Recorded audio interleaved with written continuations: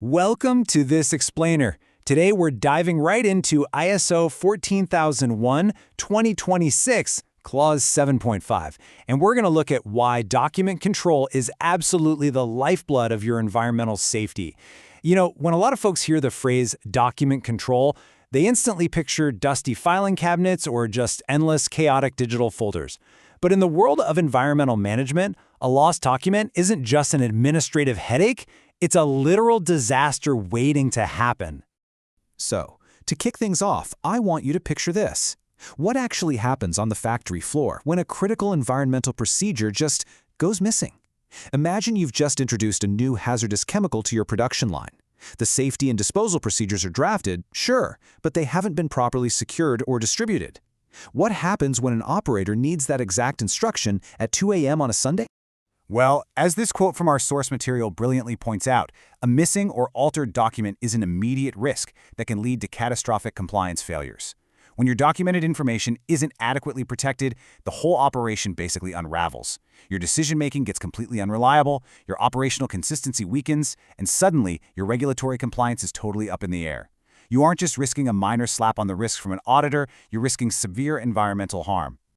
So, to make sure you're safeguarding your operations, our agenda today is going to cover the hidden compliance risks, protecting environmental information, controlling information access, mastering record retention schedules, managing obsolete documents safely, and finally, the audit reality.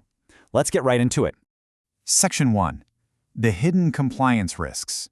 It is incredibly easy to treat paperwork as a totally secondary concern compared to the physical, day-to-day realities of the factory floor. But look closely at these points.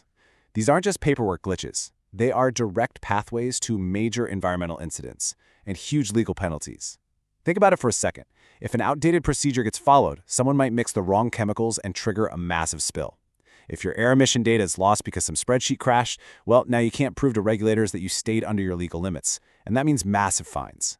Even an unauthorized little tweak to a risk assessment can cause your entire facility to misjudge a serious hazard. And if your training records are incomplete, you might unknowingly put a totally untrained operator in charge of a highly sensitive wastewater treatment process. Moving right along to Section 2, protecting environmental information. Clause 7.5 mandates that your documented information has to be protected from loss of confidentiality, improper use, or loss of integrity.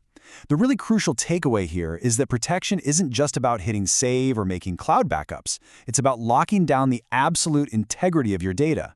You need to know for a fact that a spreadsheet tracking emission measurements can't be secretly overwritten. It means making sure your compliance evaluations are pristine and completely unalterable by unauthorized hands. How do we actually do this? Organizations have to establish really strict role-based permissions, robust backup systems, and real-world physical controls. If you've got proprietary chemical compositions, you have to safeguard them from anyone who shouldn't be looking at them. And don't forget physical records. Things like calibration certificates that could get ruined by humidity or a fire, those need to be locked down in restricted archives. You literally have to build a fortress around your environmental data. Which brings us to a really interesting challenge in Section 3, controlling information access. You see, you can't just lock everything up in a vault and throw away the key. Why? Because your team actually needs this information to do their jobs. This right here perfectly illustrates the core tension of Clause 7.5. You have to aggressively protect your data from tampering while simultaneously ensuring that the operator handling hazardous waste has the exact instructions they need right there in their hands. It's a serious balancing act. If a document is perfectly secure but totally inaccessible to that maintenance contractor fixing a pipeline at midnight, your whole system has completely failed. So how do you solve this tension?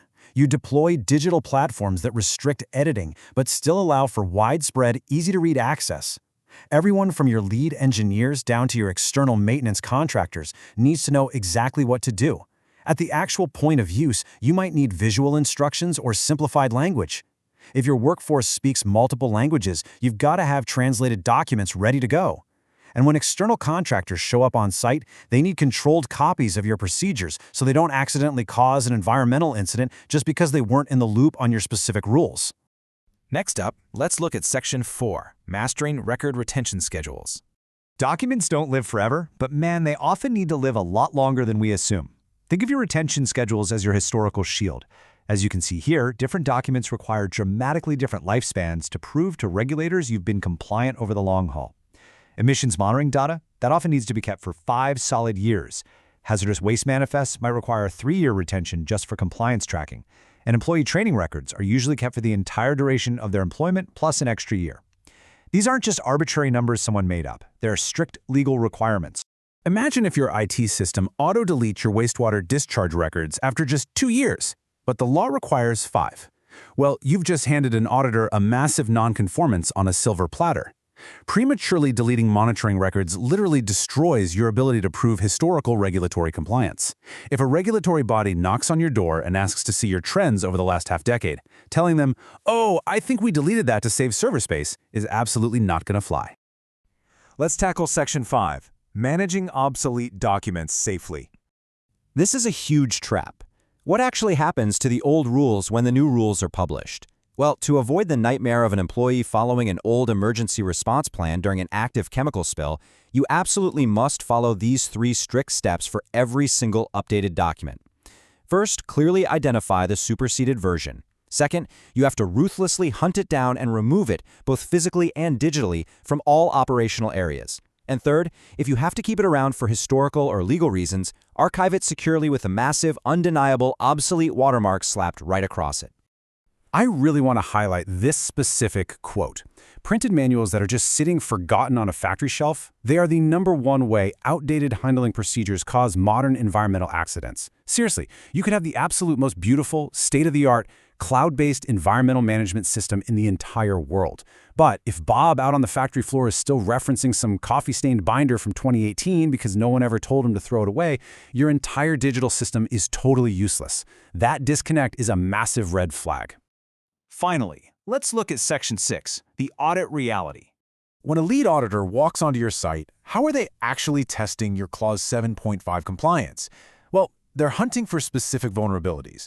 They're looking for unsecured spreadsheets that anyone can just go in and edit. They're looking for multiple, conflicting versions of procedures saved locally on different desktops, and records completely missing their revision history. What's crucial to realize is that an auditor doesn't view these as just one-off mistakes. They see them as systemic failures. If they see an emissions spreadsheet without locked cells or version histories, they immediately know they can't trust your data, period. If procedures are saved to individual hard drives instead of a centralized hub, they know your version control is basically an illusion. So, how do you ace that audit? You have to build an airtight culture where version control is treated as gospel. Your digital workflows should require authorized signatures, and obsolete data needs to be immediately segregated. You also need to continuously review access permissions so that when an employee changes roles or leaves the company, their access is updated right away. It's all about establishing a framework where doing the right thing is easy, and doing the wrong thing, like editing an approved document without authorization, is literally impossible. So, as we wrap up this explainer, I want to leave you with this final critical thought to take back to your facility. Look closely at your current operations. Are your environmental records currently your strongest asset, giving you absolute confidence in your compliance? Or are they a chaotic mess, serving as your biggest disaster just waiting to strike? The choice between a resilient system and a catastrophic failure almost always comes down to exactly how well you control your documents. So take a hard look at your systems today and make absolutely sure your information is protected, accessible, and airtight.